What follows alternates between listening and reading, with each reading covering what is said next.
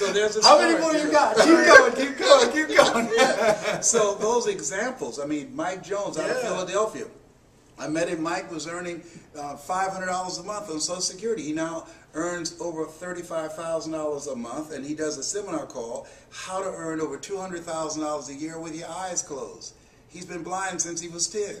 Okay, so all of these examples of what we see, other people's lives, we can use that as a platform to so whether it's your story or somebody else's story, that's the example that you're giving. Yes, and people say, I don't have success yet. Yes. They're just getting started. I haven't had success. I've been involved for 6 months. I haven't had success. But I can tell this other story, and I can say that's why I'm doing this. Yeah. Dexter Yeager, who was a beer truck driver, and now 50% of Amway volume comes through his organization. Dexter was just an everyday guy who decided that he wanted to live a different life for himself and for his family. And so when we look at people who are the great performers in multi-level marketing, here's what I know that they have in common too. Not only are they great storytellers, but there was a deciding moment, and that moment when they said virtually, I've had it. I've had it. That's when people change. I used to live next door to a lady named Miss Lillian, and Mr. Marvin, every Friday night he would get drunk and beat her. And I saw her years later and said, how's Mr. Marvin doing? She said, I left him. I said, why? She said, I'd had it. I'd had it with Marvin beating on me. That's when people leave jobs and they say, well, where are you going? Away from here. I've had it. You know, I was working on a job where they paid me just enough to keep me from quitting it. I worked just hard enough to keep from getting fired. Finally, I said, you know what? I've had it. Going where I'm celebrated rather than tolerated. I've had it living and playing small. Yeah. And so those kinds of examples and that kind of passion. People are not just looking for information. They're looking for personality and passion. They can get information on the internet.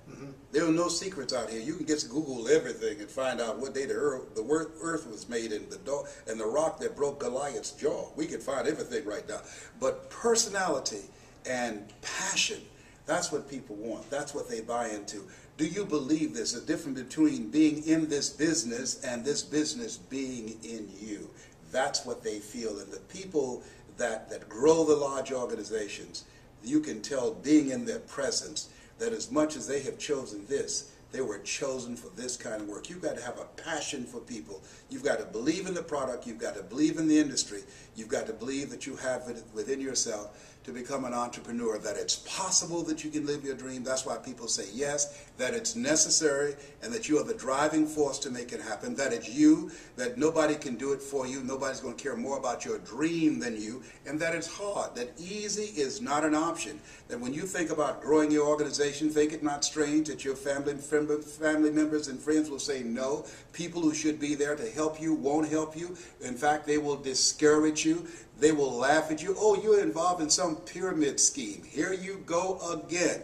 All of that's going to be a part of it. When you get on an airplane before they take off, they say fasten your seatbelt. Why? Because you're going to experience some turbulence before you reach a comfortable altitude. When you get involved in multi-level marketing, fasten your psychological seatbelts. Why? Because you're going to experience rejections and no and laughter and snickers from your family members and friends. Why? I don't know. That's just the way it is. It's possible you can live your dreams in spite of that. It's necessary for you to know that you're the one to make it happen, and that you become selective of people that you bring into the business. You don't want to convince people to do it, because person convinced against their will is of the same opinion still.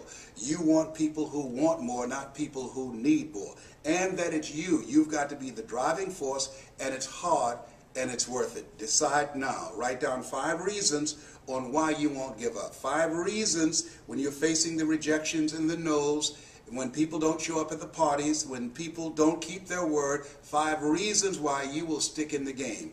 I have a saying, when life knocks you down, try to land on your back, because if you can look up, you can get up. Your reasons will help you get back up again. Nietzsche said, if you know the why for living, you can endure almost anyhow. So it's possible you can build an incredible organization, make a great living for yourself. And it's necessary. If you're casual about your dream, as Bill Bailey said, you will end up a casualty. And it's you, and it's hard, and it's worth it. And once you create that momentum, it's done. Stick a fork in it. It's done. So it's possible. Yes. The second one? Yes, and the reason it's possible, What's possible for one is possible for all. If anybody built an incredible organization, went across the stage and got a check because of their work and their effort, then it's possible that everybody seated there as witnesses can do it. Right. And that it's necessary. It's necessary is number two. Yeah, you got to have a game plan. You got to be willing to stick it out. You got to be willing to persist. Og Mandino said you've got to be willing to say, I will persist until I succeed. And, you know, the greatest salesman in the world. And you got to say to yourself your mantra, no matter how bad it is or how bad it gets, I'm going to make it. Because in the beginning, things look real good. Right. And then you have a dry spell. And then you start questioning yourself. And that's what over 85% of people do. And it's you. You got to take personal responsibility. You're going from being a volunteer victim of letting somebody tell you what time to be to work, how long your lunch break will be, what time to get off, how many days you can be sick out of the year, how many days you can go on vacation, got to ask for permission. You're going from that position of powerlessness and being weak, because most people have developed an addiction to powerlessness. That's why the majority of people you ask to come into this business will say no. They have developed an addiction to powerlessness. When you're working with somebody else's job, they are controlling your financial future. So you are different. You are not common. You are uncommon when you said yes to this dream. Yeah, stop for a second. An addiction to powerlessness. Yes. I've never heard it said that way, and I think that's really interesting the way you say that, because we've been taught, we've been groomed and been taught to depend on a job, to look forward to a job. People looking for jobs in an economy where jobs are shrinking. We cannot produce enough jobs. The government cannot produce enough jobs to replace the jobs that are being eliminated through technology and cheap labor abroad. I can get a PhD in the Philippines for $500 a month. When I was a kid, I used to work in a bowling alley. They knocked the pins down, we jumped down, and we straightened the pins back up. Somebody invented a trade that put us out of business. I used to work on the elevator. What floor, please? And I would punch the elevator. No, they don't need that now. When I was in school, my girlfriend said, I want to be an operator. When you made a long distance call, you call an operator placed a call. Now you call direct. So technology is changing things, replacing whole industries. When the last time you went to the store and bought some envelopes and a stamp and some stationery and a pen to write a letter? We don't do that now. We text, we email. That's an industry that's eroding. I went to a school, Bill Gates School in Philadelphia. They don't have paper, all computer, a paperless school.